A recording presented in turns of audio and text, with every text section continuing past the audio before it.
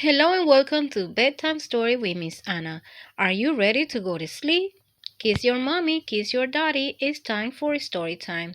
Tonight we have another wonderful book from Little People Big Dreams, Yoko Ono.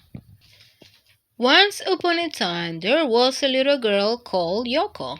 Her father belonged to a long dynasty of brave Japanese warriors, the samurais, and her mother to a wealthy family of bankers. Still, Yoko felt she belonged just to herself. She had everything a girl could dream of except time with her busy parents or a true friend.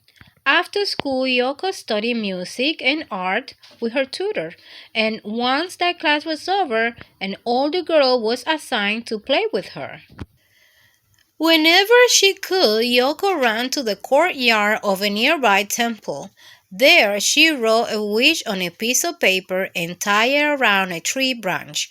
Seeing her wish next to other people's wishes made her feel less alone. When war between Japan and the United States broke out, Yoko's family had to escape to the countryside. She was left with nothing but her imagination. To make the hunger go away, she created delicious menus in her mind. After the war, Yoko went back to school. One of her classmates was Prince Akihito, the future emperor of Japan, but her free spirit was more interested in meeting other artists, and she moved to New York to study art. Yoko began writing poems with instructions to help people create their own piece of art. They looked like simple black and white notes, but they were hiding a beautiful idea that will make anyone who read them think and smile. Disapproving of her bohemian lifestyle, Yoko's parents disowned her, but no one could take art away from Yoko. She rented a loft in New York where she worked and hosted trailblazing events for all her avant-garde friends. Even though she had been married twice, Yoko felt lonely. She created a room where every object was cut in two. It was her way of saying that living with another person can be difficult sometimes. She was preparing an art exhibit in London when a famous singer called John Lennon came to see her work. Yoko invited him to climb a ladder with a spyglass at the top. Looking through it, he read the most encouraging words, "Yes." Yoko and John welcomed the whole world on their honeymoon, setting up a peace camp in their hotel room. They sang a song from bed that became an anthem for the anti-war movement.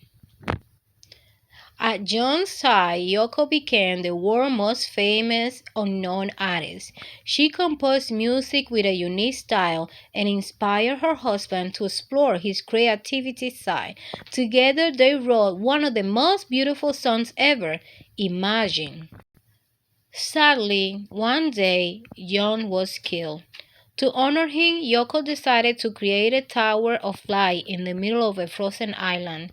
She called it the Imagine Peace Tower, and underneath, she buried a piece of paper with a wish, the first of many. Since then, more than 1 million witches from all over the world have joined Little Yokos, and she hopes to never stop counting, because a dream alone is just a dream, but a dream dreamed together becomes a reality. This is Yoko Ono, born in 1933. I have one more book for you. Little People, Big Dreams, Kamala Harris. Kamala was a Californian girl whose mom came from India and dad came from Jamaica. They fell in love at a civil rights march and came marching as a family with Kamala next to her sister's stroller. Kamala's mother raised her and her sister to be young, gifted black women who were proud of their Indian heritage. Every day they took a bus to school far away neighborhood. It was a long ride, but it gave them a chance to make new friends. The best thing about visiting India was trying her family's tasty recipe and having long walks with her grandfather and his friend. They talk about justice and equal rights, two principles she shared. While living in Canada, she found out that her friend Wanda's stepfather didn't treat her well. Kamala asked Wanda to live with her family. From that moment on, she had a dream to become a lawyer so she could help more people in need. Kamala attended Howard, a historical black college, at a time when a whole new world of possibility was opening up for women and people of color. She felt like she could do anything and everything. She earned a law degree and became a prosecutor, trained to get the truth out of witnesses and defendants.